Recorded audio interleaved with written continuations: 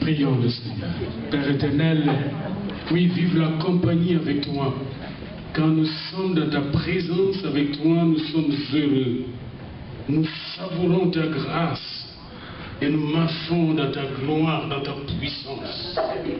Et nous recevons tes oracles, tes prophéties, tes paroles qui sont des lois qui se réalisent. Car quand toi tu parles, la nature obéit. Les esprits obéissent. Les anges s'inclinent. Tout l'univers t'obéit. Les lois de l'univers t'appartiennent. Oh Père, quelle joie d'être ensemble ici, en ces lieux. D'avoir entendu ta parole depuis la louange, les actions de grâce, les offrandes, les communiqués que nous avons reçus aujourd'hui.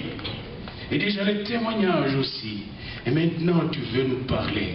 Parle Seigneur, car tes serviteurs et tes servantes vont t'écouter.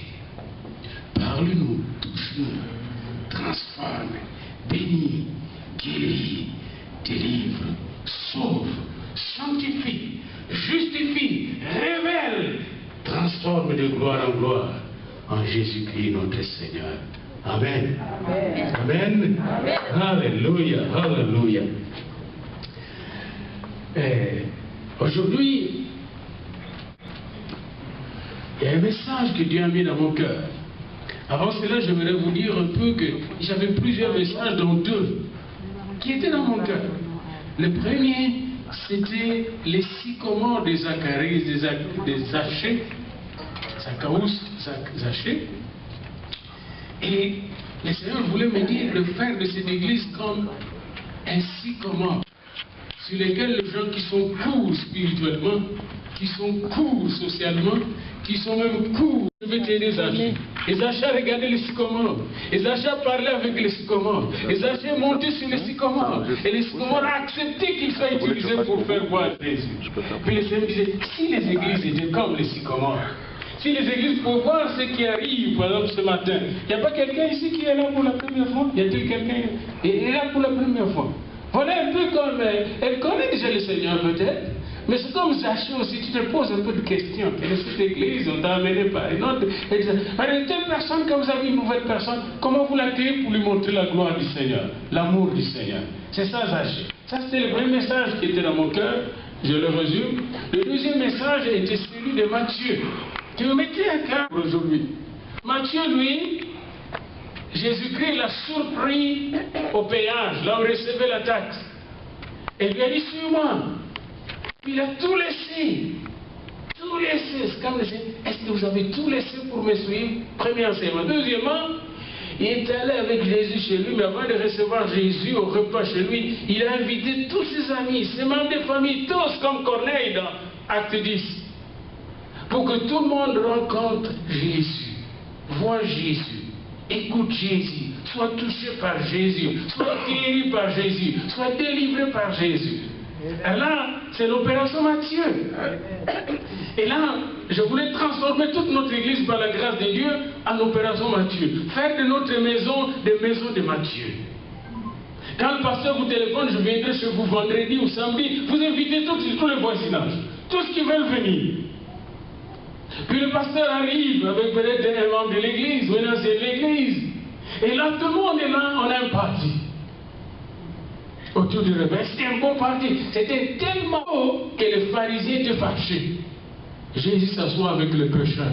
Et dit, le Fils de l'homme est venu chercher sauver ce qui était péché. Et ce qui pêche, ceux qui sont dans le péché. Est-ce que vous pouvez transformer votre maison? Est-ce que je peux transformer ma maison pendant cet hiver en maison de Matthieu? Est-ce que je peux me transformer en sycomore des Zachée? Ça, c'était les deux petits enseignements qui me venaient à cœur, que le Seigneur met à cœur. Mais après, en priant toujours dans mon bureau, le Seigneur, quand vous priez, vous met à l'école de prière et l'école de révélation. Là, il dit, c'est bon, tous ces enseignements, ça vient de moi. Vous pouvez le résumer en une phrase, à mes bien-aimés. Mais ce que je désire faire de vous, c'est faire de vous vous transformer en évangéliste prophétique. Waouh! J'ai dit, Seigneur, c'est quoi ça? Je voulais comprendre cela. évangéliste prophétique. Waouh! C'est-à-dire évangéliser en prophétisant, prophétiser en évangélisant. Là, il m'a montré la Bible à l'appui depuis l'Ancien Testament que la parole de Dieu est prophétique. La parole de Dieu est prophétique. Toute parole que vous voyez dans la Bible est une prophétie de Dieu. C'est annoncé par le Saint-Esprit et ça va se réaliser. D'autres sont déjà réalisées, mais d'autres paroles vont se réaliser. Les unes se sont déjà réalisées, les autres vont se réaliser jusqu'à la fin des temps. Et dans ces paroles-là, une grande parole, c'est que dans Habakkuk, comme vous le voyez dans Habakkuk 2, la terre entière sera couverte de la connaissance de l'Éternel, comme les eaux de la mer couvrent le fond de la mer.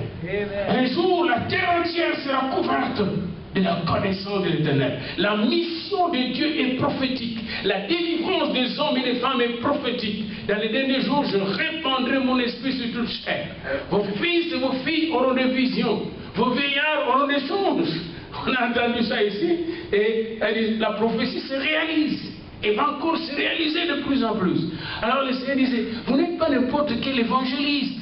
Vous êtes des évangélistes prophétiques. Alors nous allons voir ce matin, soyez très attentifs parce qu'on va voir comment Dieu fait de vous et de moi des évangélistes prophétiques. C'est ce que nous allons voir aujourd'hui. Quand vous allez sortir d'ici, vous devez sortir de l'école d'évangélisation prophétique. Amen. Dites à votre ami, je suis à l'école d'évangélisation prophétique. Et je vais sortir d'ici évangéliste prophétique. Amen. C'est ça le but. Aujourd'hui, vous connaissez l'objectif. On sort d'ici évangéliste prophétique. Amen.